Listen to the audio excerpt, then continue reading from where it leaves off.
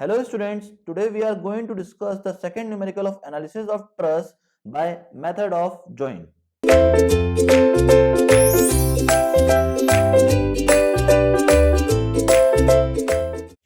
Question is written as find the force in each member of the truss shown in the figure.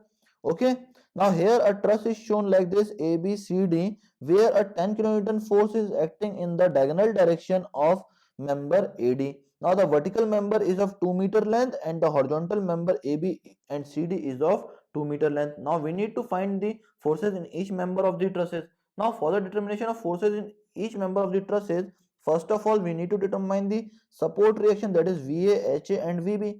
Now for the determination of support reaction, we will take moment about A equals to 0. Now by taking the moment about A equals to 0, we had just resolved this inclined force of 10 kN into vertical and horizontal component. Vertical component will be of 10 by root 2 kilonewton and the horizontal component will be of 10 by root 2 kilonewton.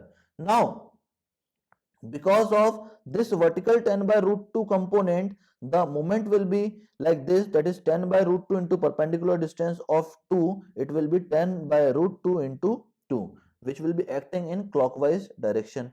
Now due to this horizontal component of 10 by root 2, the moment which will be created at A will be in anti-clockwise direction and its magnitude will be equals to 10 by root 2 into 2 and its sign will be negative because it will be in anti-clockwise direction. Now one more force will be there, that is VB. Now the moment created by VB at A will be equals to VB into 2 and it will also be in anti-clockwise direction. So we had just write the value as minus VB into 2, minus is for anti-clockwise movement. Now from this we will be able to determine the value of VB, which will be equals to 0. Okay.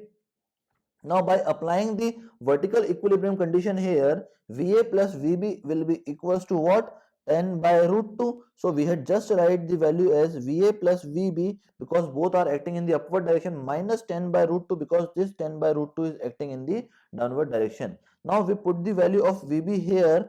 Now after putting the value of VB in this equation, we will get the value of VA, which will be equals to 10 by root 2. That is the value of VA. Now by applying the third equilibrium condition, that is summation of forces in horizontal direction equals to 0, then it will be equals to HA minus 10 by root 2 because 10 by root 2 is acting in the opposite direction of HA. So HA minus 10 by root 2 is equals to 0. We will have the value of HA equals to 10 by root 2 kilonewton. Now in this way, by applying the three equilibrium condition, we will be able to determine all the support reaction. Now after finding the support reaction, we will have to make the each and every joint separately or consider each and every joint separately to determine the forces in the member of the truss. Now suppose that first of all we had considered the equilibrium condition of joint B, or we had just considered the joint B. Now at joint B, there will be a 0 kilonewton force acting in the upward direction because of VB. There will be a horizontal force due to member AB and there will be a vertical force due to FCD. Now if we apply the vertical equilibrium here, then FCD will be equals to 0, and if we apply the horizontal equilibrium here, then FAB will be equals to 0. Now similarly considering joint C, then what will be at joint C? There will be a horizontal force due to FCD and there will be a vertical force due to FAC.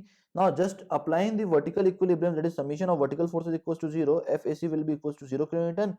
Similarly by applying the horizontal equilibrium, summation of forces in x direction is equals to 0, that is summation of forces in horizontal direction is equals to 0. We will get the value of FCD equals to 0 kilonewton. Now considering the equilibrium of joint D. Now, if we consider the joint D, then what will be the forces acting at joint D? It will be 0 kilonewton due to VB, 0 kilonewton due to CD. Now, member is subjected to an inclined force of FAD. Member is subjected to an inclined force of FAD in the upward direction. Now, in the downward direction, there will be a or we can just say that in the diagonal direction there will be a 10 kilonewton force acting in this direction. Okay, now if we just resolve this force, then it will be 10 by root 2 kilonewton and 10 by root 2 kilonewton.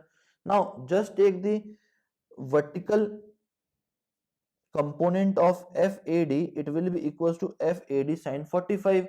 Now just applying the vertical equilibrium here, that is summation of forces in vertical direction equals to 0, you will get FAD sine 45 is equals to 10 by root 2, or you can just say that FAD sine 45 minus 10 by root 2 is equals to 0. Minus is because of the opposite nature of 10 by root 2 as compared to FAD sine 45. Now you will get the value of FAD equals to 10 kilonewton, that is compression nature.